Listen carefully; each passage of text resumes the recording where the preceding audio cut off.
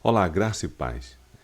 No livro de Atos dos Apóstolos, capítulo 3, versículo 1 diz assim: E Pedro e João estavam se dirigindo ao templo para a oração das 3 horas da tarde.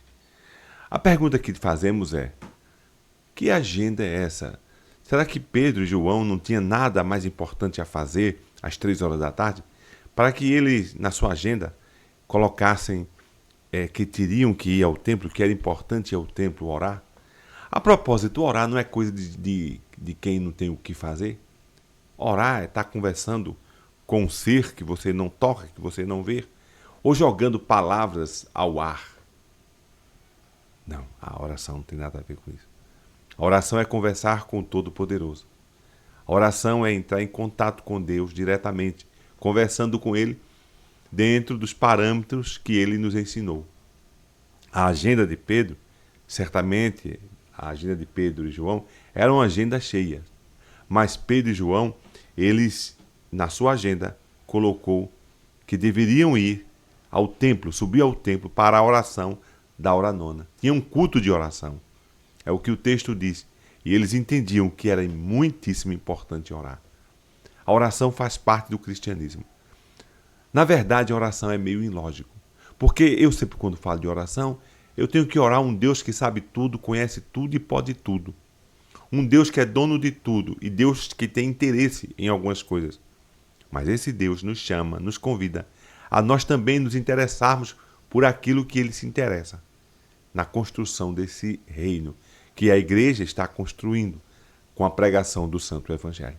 É necessário orarmos, obedecermos à palavra de Deus, mas não orarmos como força da lei. Nós devemos orar como um santo privilégio de estar diante de Deus.